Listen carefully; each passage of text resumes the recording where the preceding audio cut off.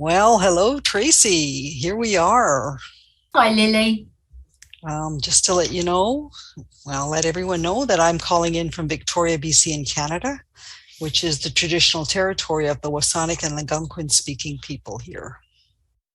And I'm calling in from London in the UK. Okay, and we're going to be talking about coaching supervision, some of the myths, maybe we'll bust some of them, don't know, and just have a dialogue around what the heck is supervision anyways. Absolutely. We'll certainly try.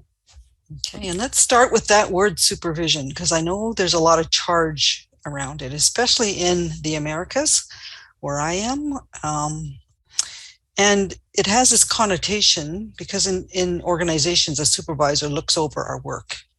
And so there's a myth out there, I think, around a coaching supervisor looking over our work. And that's really not true. It's really a place to reflect with someone who's trained as a reflection partner. What about you? What does it mean to you?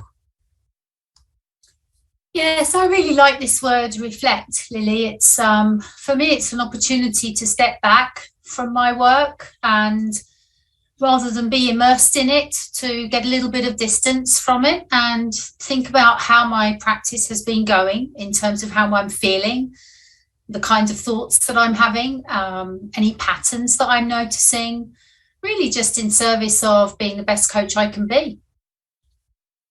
Yeah, I like that. And the kind of things that I take to supervision are things like, as you said, where I might get stuck, sort of things that are running through my head. Sometimes it's ethical issues like, am I being squeaky clean if I do this? What will my ancestors say about me in this regard? And really working globally as well. There's often nuances that I want to talk through to see if it makes sense. There's some cultural differences, potentially ways of thinking in different countries. Those are all useful conversations that I've had with a Mm. supervisor. Yeah, absolutely. And I think, as you're describing those things, Lily, what's coming up for me is this idea of context. And we can see, particularly in the updated ICF core competencies, that this concept of working with the client in their context is coming up quite repeatedly, isn't it? And one of the things that I think can be very relevant and a fantastic supervision conversation is really thinking about, given who this person is that I'm working with, how they may be very different from me, whether it's where we're from, the language we speak as a first language, or even just the background that we have, the organizational culture that we're immersed in, or the personal environment that we have grown up in could be very different. And so context is such a wonderful area for us to explore, particularly in with regards to the very important territory of diversity, equity, inclusion, and justice, where as coaches, we're really wanting to step back and say, am I being diverse enough in how I engage with my clients? Am I being inclusive in terms of that full context that my clients represent when I'm working with them? So these are different examples, which of course could just form one of many, many interesting supervision conversations we might have. What do you think, Lily? I love all the examples that you're giving, especially the one around social justice. Environment ones are really important as well. How do we bring the environmental conversation into our coaching? There's big debate about whether it's our responsibility or not. And often my clients will come to me and say, I'm feeling conflicted about working for this organization. Their values aren't aligned to mine. So those are the type of things that come into supervision as well. And let's look at the different formats, shall we? So Absolutely. there's one-on-one. So I will often speak with my supervisor in a one-on-one context.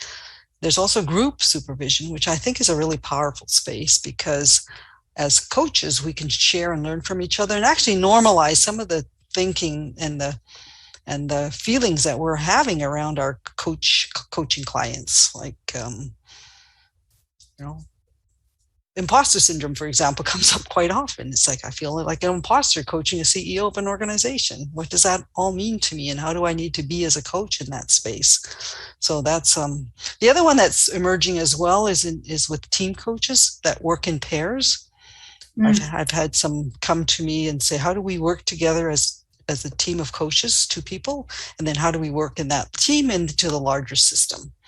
And often what I find is that whatever's going on with that pair of coaches is often mirrored in the team that they're working with as well. So those are fascinating conversations to have.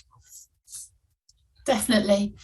And, some of the things that you've shared there, Lily, take my mind back to the competencies again. If we look at competency 2 in the updated model embodies a coaching mindset, what a great question to take to supervision is, what is my coaching mindset? How do I embody that? And what does that mean for me?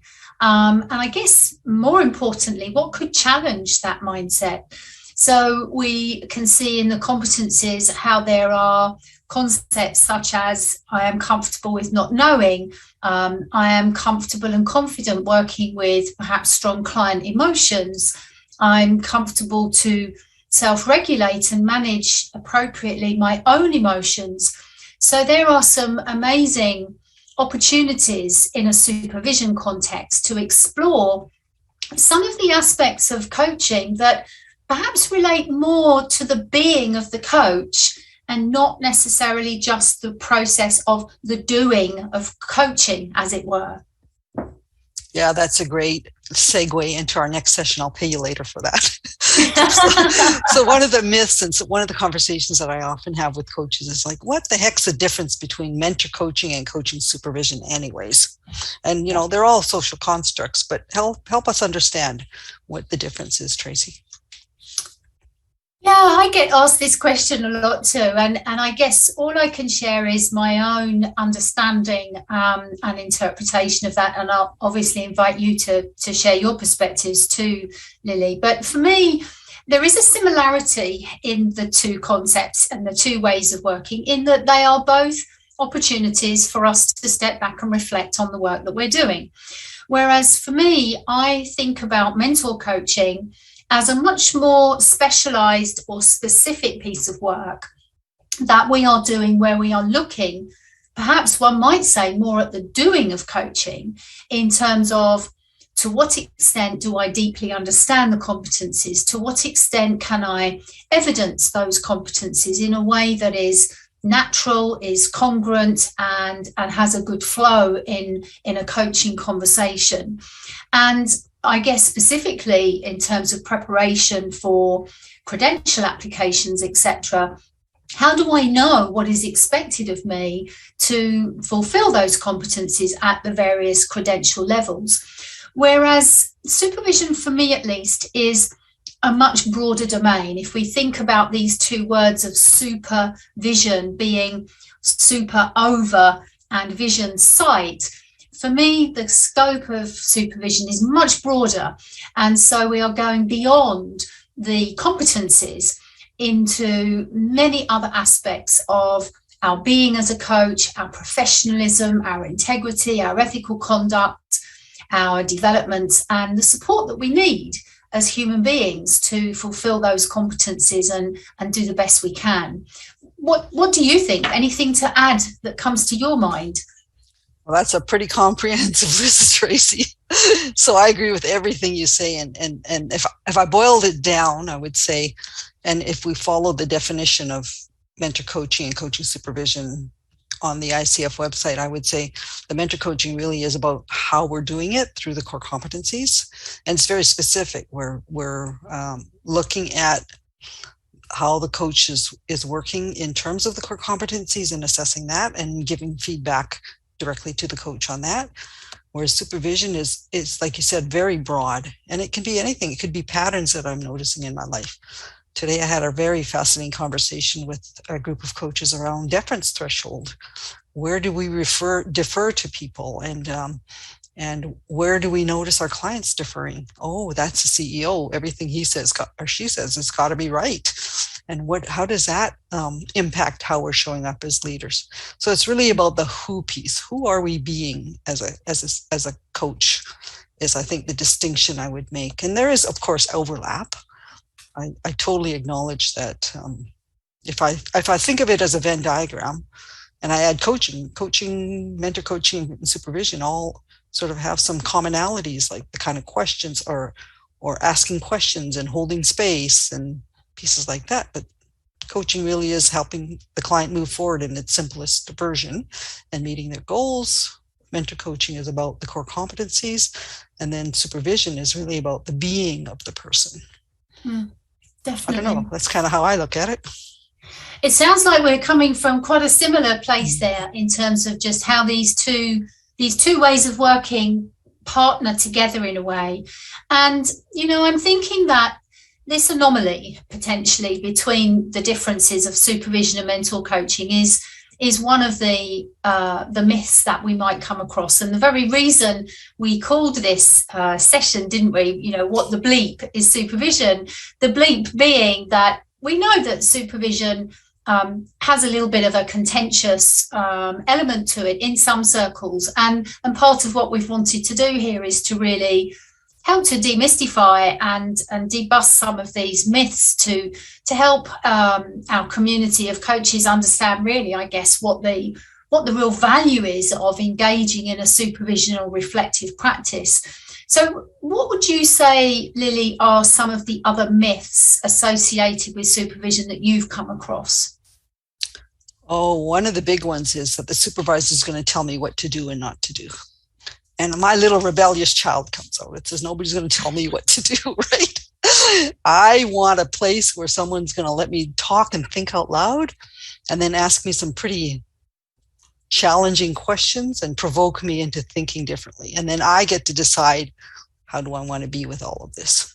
That is the special space for me. It feels magical to me to actually reflect on my cases and how I'm showing up with a professional that's trained. So that actually, the second point is around a lot of very seasoned coaches believe that they can be a coaching supervisor and often will call themselves a coaching supervisor. And I think about the training that I went through. I don't know if it's true for you, and all the continuous development around some of the kinds of tools that we use in supervision. How do we take our listening to a different place? How do we reflect versus mentor somebody? Like, really, and a lot of psychological elements as well. And it's not that it's therapy, but it actually can be quite therapeutic, I find, speaking with someone, figuring things out for myself, having someone that can ask me questions and help me uncover my blind spots. Absolutely. And, just to add to that, what you've made me think about is, I remember when I did my supervision training, we were taught about this idea of being of psychological mindedness. So although as a supervisor, one doesn't necessarily have to be a psychologist per se, but there is a psychological mindedness that comes with supervision training, so that the supervisor is actually equipped, not just with an in-depth knowledge of competencies like we've already been discussing, but also an understanding of the psychological models or psychological concepts that could give language and meaning to how we're showing up as coaches and why we may be behaving in certain ways, what could be triggering that, and how we might work through that. Would you agree? Oh, absolutely. Because, this is the development of the person. Like, what are my triggers? What are the scripts that I've grown up with in my particular context? I mean, I'm Chinese Canadian, born and raised in Canada, and I've had a lot of learning from being from the Chinese origin. So those are the blends of me of, like, talking about deference. I was taught to always defer to everyone else and always speak last. That was a piece that caught me up in coaching quite a bit. And so until I understood that piece about myself, I couldn't move forward. So there's some really great learning if people are willing to dig deep and figure out what's going on for them. So it can be quite a vulnerable space. So that's why we really need coaching supervisors to be trained in how to create this space too, this magical space where I can say anything I want and not trigger my shame or reduce my shame triggers that can happen in this space. And as you know, I think I shared, I do a lot of work in the Indigenous communities. And so really, I really love my supervision space where I can go and talk about what's going on for me, especially in how I'm interacting and being careful not to rescue anybody in this space. How do I show up? Absolutely. As you were talking there, you've reminded me of a quote, and I can't for the life of me now remember who said it, but I'm sure someone might tell us at some point when watching this, is it goes along the lines of who I am or how I am is how I see the world, which sort of really speaks, I think, to what you're saying, that coaching is not just about a skill that we do to others.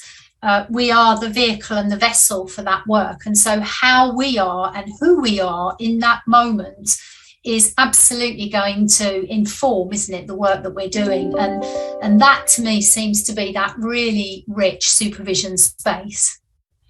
Yeah, I like how you say that, because it really is, there is this emerging conversation. It's been around for a while, but it's around using ourself as an instrument as well. Like what's emerging for us and how does that show up in our space? And there's I'm getting into too much detail now. I'm noticing that about myself. So let's shift back and maybe talk about let's address this pandemic stuff going on. That's something we haven't talked about yet.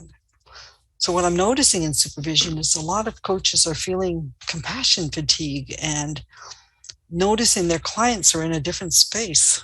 What do you think about that?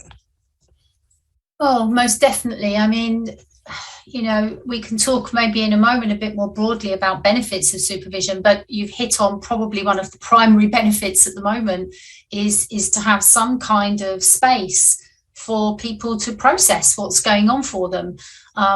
Clients, as I think you just mentioned there, I notice coming to me, and I notice people I supervise having clients coming to them who are really in a state of, at best stress and at worst almost some kind of a traumatic response, definitely with overwhelm and exhaustion and uncertainty and all of the different kinds of challenging and difficult responses that people are experiencing as a result of what's been happening in the world in the last year and a half or so. And of course, coaches become a buffer point for that, don't they? That all of that emotion and that response that's surfacing from within leaders, from within teams, from within communities, from within organizations, it has to go somewhere. And of course, a lot of that is going to the coach. And of course, the coach is therefore needing to not only support their clients in processing that experience, but also, let's not forget, the coaches are going through perhaps something similar themselves.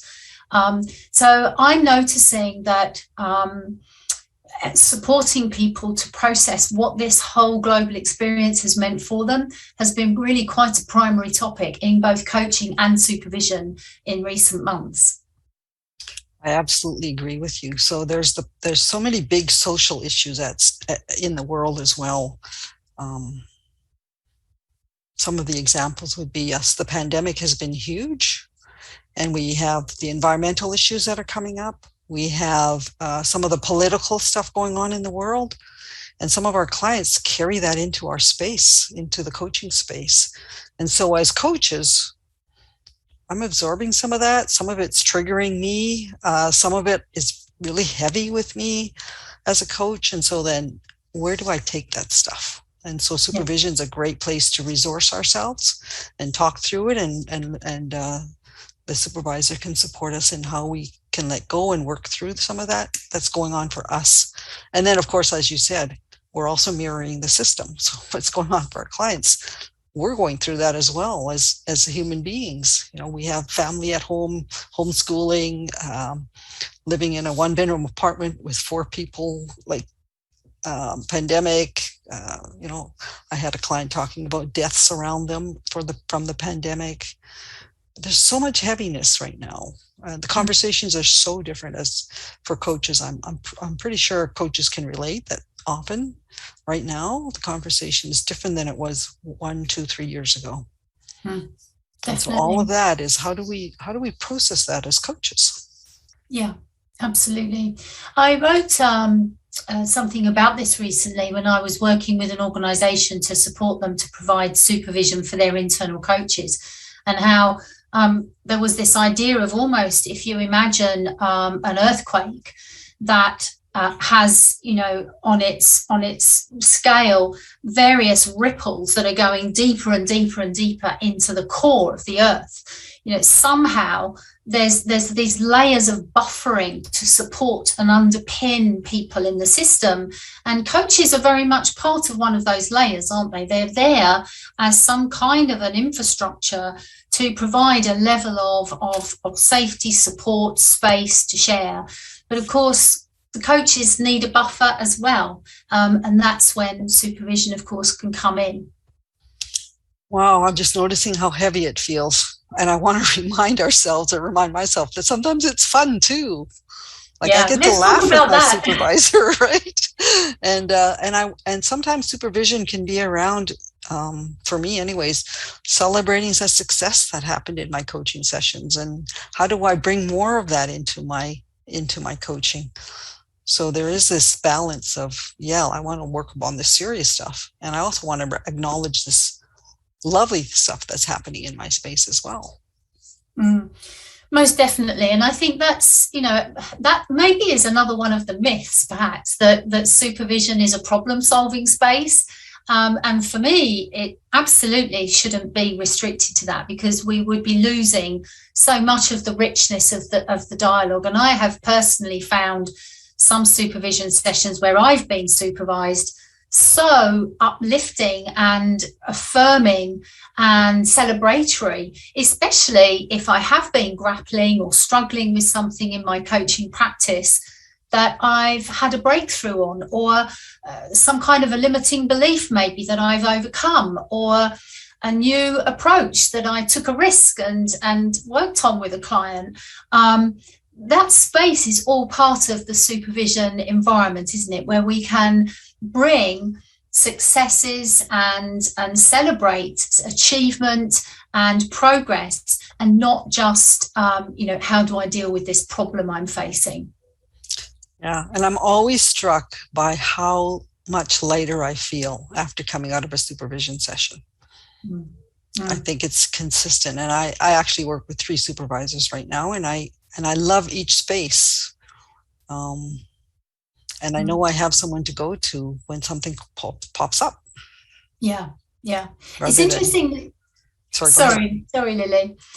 I was just going to say, it's interesting that you say about how you can feel lighter. And I'm not sure if I've shared with you when we've spoken previously about a metaphor that I learned in my training as a supervisor, which is the concept of the supervision space being a little bit like a washing machine, in that, people will come in and there's something about their laundry that, just needs to be refreshed or re-looked at, or just dressed and celebrated and made light and fresh again. And how the process almost of supervision can almost be like a washing machine, where something goes in and we work with it together, we reflect and we refresh, so that when we go out, things are fresh and bright and clean and ready to go again. I like that metaphor. I'm smiling about it because I go to the place of clotheslines too, and we don't have clotheslines anymore in the city, but I think about how nice that laundry clothing feels, and bed sheets after hanging in the wind for a while. Yeah. Nice one. I'm also thinking, just while we're on the topic of benefits, other than us working through things that are challenging us, and perhaps also things that we want to celebrate and acknowledge, there's also, particularly if we're looking at group supervision for a moment, the context of group supervision, there's something about community as well, isn't there? That I know, at least in my practice, some coaches, especially perhaps in the earlier days of their coaching practice, can really feel a little bit like lone rangers out there doing their work, and can feel a sense of some level of isolation or uncertainty, because they're not necessarily so directly connected into a community of coaches. And community and networking seems to be so important to the thriving of a coach. And I find that supervision can be a great source of support for coaches as well. Is that something that you've experienced too? Yeah, I think often a coach will say to me, I did my coach training. It was, 9 months, 12 months of intensive community work, learning together, and all of a sudden it stops. Now what? And that's often, I'll have a coach that reaches out that way. It's like, okay, what next? What do I need to do? I want to still be in community. And so we can join ICF, and we can join the communities of practice, and we can do all those other great things, take training and workshops in the different ICF chapters. All of that's available. And yet the supervision space that's so intimate, and you get to know people, and you build these relationships. And my groups are global, so you get to meet coaches from different parts of the world, and different coaching styles, and different philosophies, and different, how do we interpret ethics in Canada versus Kenya versus China versus the US even, and versus the UK. Like, that's such rich learning.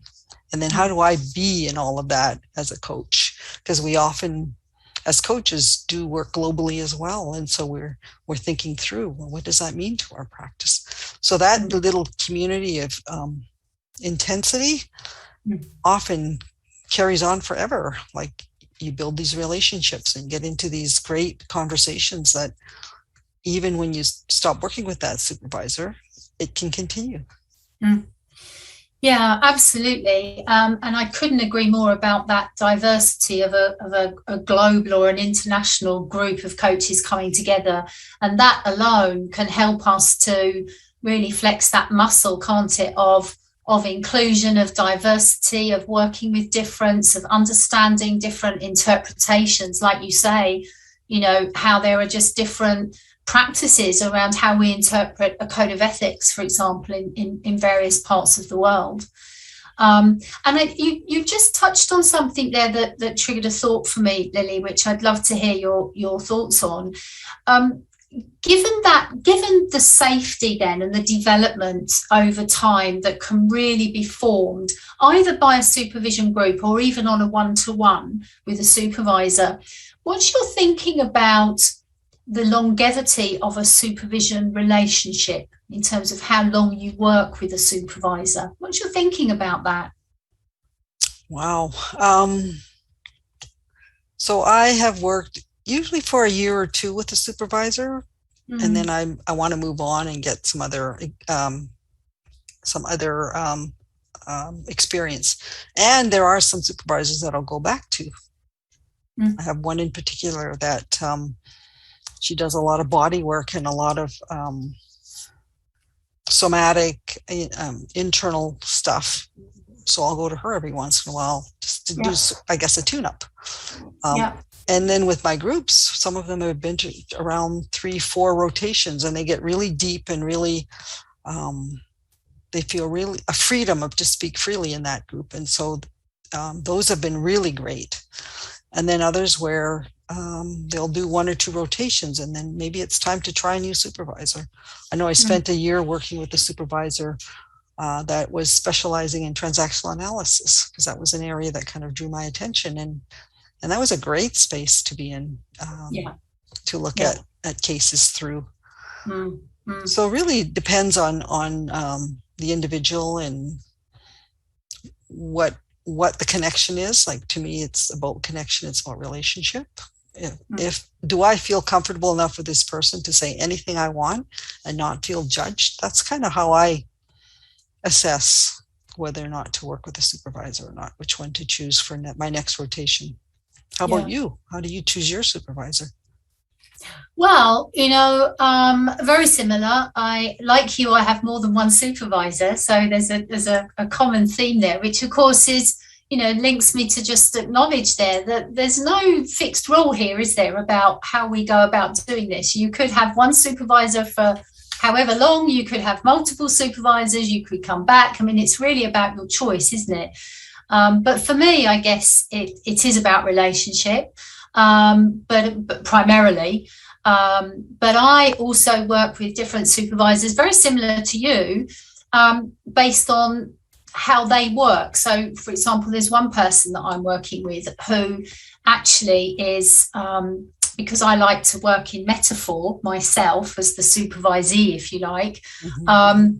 And this person is absolutely phenomenal at working with metaphor with me. It just really clicks. And that person also happens to be a really good artist. And so we're experimenting at the moment with how we transfer or translate the supervision conversation into some kind of a visual or a sketch, which of course is really good fun and enormously creative at the same time. I love that.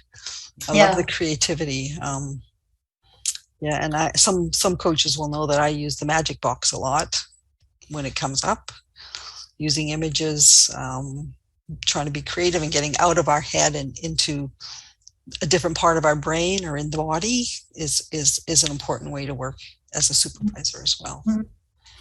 And I'm thinking as we're talking, if I put my devil's advocate hat on for a moment, some people out there listening to us, Lily, could be thinking, well, I do all of those things in a coaching practice. So how would you articulate, therefore? I mean, we've talked about the difference between supervision and mentor coaching. How might you articulate the difference between supervision and coaching? So for me, it really is around the how and the who. So if I'm working creatively with a client, it's really about what is this case telling you about yourself? What are you learning about yourself in all of this?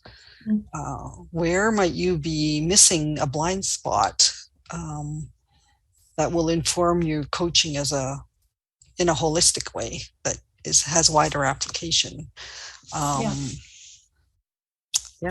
think that to me is and I'm not looking for an outcome in terms of an action. I'm not looking to, okay, this is what I have to do from now on, or here's what I need to do moving forward. It's really about, that's what's going on for me. Oh, okay. Mm-hmm. I was triggered because, in my culture, for example, I've always been told that the males are more important than the females growing up. Oh, okay. Now I'm seeing why I'm behaving differently with this client than that client. Yeah. So that's where I think there's value to me in thinking through a lot of what my context is, how I grew up culturally. I kind of feel like I'm in this third space, right? I have this Chinese background, I have the Canadian background, and then there's this third space that I live in. And how do I mold that third space into the kind of coach I want to be? Yeah, I'm really picking up from what you said there, Lily, something about, it's not necessarily about an action. It's about perhaps understanding and insight and learning that we're really focusing on. And that very much resonates with how I sense the similarities and the differences, if you like. And the other thing that I would add to it is, for me, I'm constantly reminding myself of the context of the work here is that I'm working with someone who is reflecting on their coaching practice. So I'm going to be inviting the person to regularly check in on how is that insight and learning informing their coaching practice, whereas a coaching conversation could be much broader than that and would have nothing to do with their coaching practice per se. So there's almost a context of, we're working on how you are as a coach and how this informs your practice. Would you agree? It's a lovely summary. I like it a lot. I'm thinking I'm thinking about trends, I suppose. One of the trends that we've already maybe touched on is a new trend that's coming in around how the pandemic is informing our work. And then another thing we've talked about is a trend that's probably been going on for a bit longer than that, which is our global environment, and how supervision is now something that it has much more of a global footprint, if you like. What other trends would you say that we're starting to notice in this profession? Yeah. Well, one of the big trends is over where you are in Europe and in the UK specifically. Supervision it feels like it's almost a given in the coaching world. Almost everybody works with a supervisor. Organizations require it. Over here in North America, in the Americas, it's probably been around more prominent in the last maybe 5 years. I know when I did my training 8-9 years ago, we were the first cohort here. And at that time, I think we might have had 1 or 2 supervisors in all of North America. And now we probably have, I don't know, I want to say 200 to 300 in the Americas. So it's a growing trend. Yeah. And I'm also noticing that organizations, when they're looking for supervisors or looking for coaches, ask about, are you working with the supervisor regularly? So that's a question that needs to be responded. And I also know there's one platform here, coaching platform, where supervision is an expectation. And I know for me, when I bring coaches in to work with me in different projects, which I do often, especially in the Indigenous communities, I'll bring in like 10, 12 coaches to work with me. One of my expectations is that they are working with a supervisor, because there will be stuff that shows up. Absolutely. And so I need them to have a place to go where they can process it without coming to me, because I need to be squeaky clean in all of this as well. So I am looking for people that work with supervisors. The other trend is around, I think, so the team coaching is big. I think that's a huge trend and really a growing field rapidly. And do you do team coaching? Because I find it to be really complex. All the different moving parts, all the different personalities showing up in the space. When do I step in? When do I don't? Like, so much stuff going on that, I almost feel like supervision is a requirement. And I really feel supervision is an obligation of coaches to be able to be as squeaky clean as they can be. So trending in team coaching is a big one as well. And then training and qualifications of supervision. I know there are some clinical supervisors that come into the coaching space and work in our space. And I also feel there's a nuance in coaching. It's slightly different from the clinical supervision model. So I'm wondering about the training. I consistently ask my coaching supervisor what kind of training they have to make sure that they're qualified to do the kind of work that I'm doing. Yeah. What about you? What do you think in terms of trends, looking at from over on the other side of the pond? Well, I mean, very much what you're saying, Lily. I think that supervision is moving from being this, something that is very restricted to certain pockets to becoming much more mainstream. And as you say, in the UK and in EMEA, there is an increasing expectation of coaches being in supervision, and therefore a focus more increasingly on the qualifications of the supervisor. And we see that coming through, like you said, in team coaching with regards to the new team coaching competencies, and the links, the strong links in there to supervision, particularly with team working, because of, as you say, the complexities of group dynamics, as well as, and interpersonal relationships, as well as individuals that make up those teams. So, So I'm thinking maybe we should talk a little bit about the ICF and the ICF's stance, if you like, around supervision, because that might be one of the other myths that could be there. I know at least I get messages from coaches sometimes saying, well, I know ICF requires me to do supervision, and then others will say supervision isn't a requirement, so why do I need to do it? So I'm getting quite a mixture of thoughts or perspectives and understanding of this. And I guess to offer a bit of clarity around that, the ICF at this stage at least does not require coaches to have supervision. However, it is a really highly recommended form of continuing professional development, isn't it, as part of reflective practice. And that really, I think, with the updated ICF Core Competency 2, embodies a coaching mindset, has really put supervision much more into the foreground of how that is a form of reflective practice to really underpin that competency and, probably inform many others, such as maintains presence and things like that. And so linked to that, coaches can actually apply, of the 40 CCEs that we need to renew our credentials every 3 years, we can apply or allocate up to 10 of those 40 as a supervision activity, and they would be core competency, which of course is it's a very valuable form therefore of CPD that we're doing. And then of course you've got the community of practice that has now been set up in supervision, and there's we can sort of say a little bit more about that at the end, where people could get more CCEs. So I guess really, the ICF is very much there saying this is a great practice, and are reinforcing that with things like CCEs and the COPs. So given that, Lily, what advice would you give to someone who's, hopefully, if they haven't had a supervisor already, where they might be saying, do you know what, I think I might give this a try.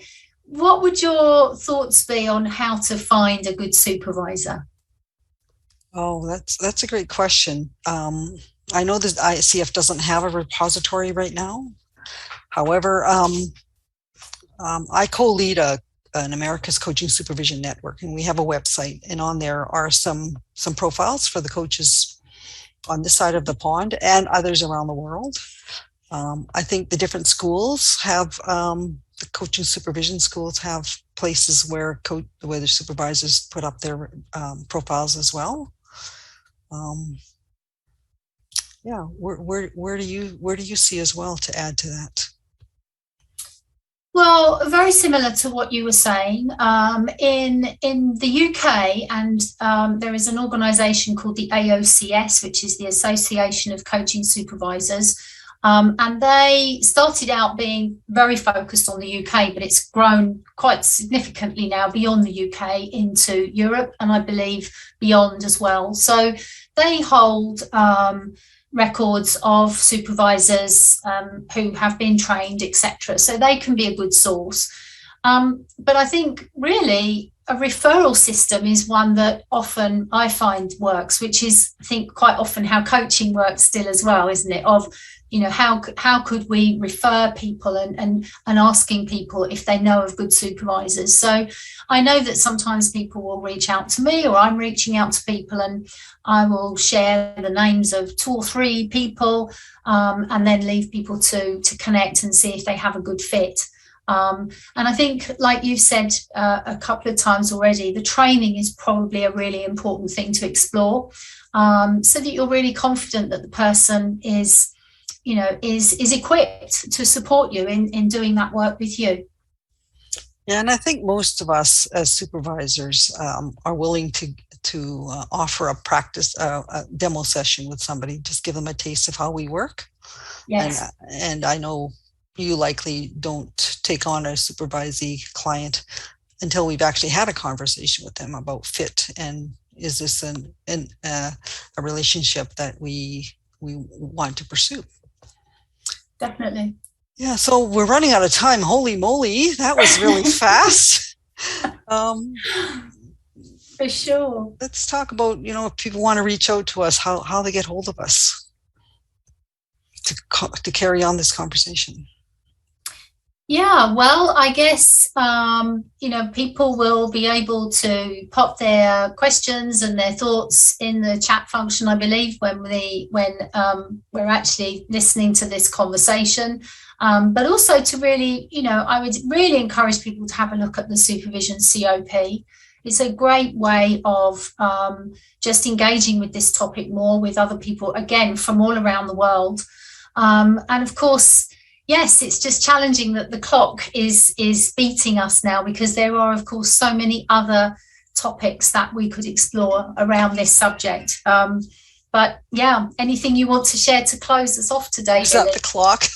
I think that might have been the clock telling me we're due to stop. Well, I guess we're at the end. It's been a delight talking with you, Tracy. And as you can tell, we could go on forever and do demos and just engage in all of this really important conversation of serving the profession at large. So it's been delightful. Thank you so much.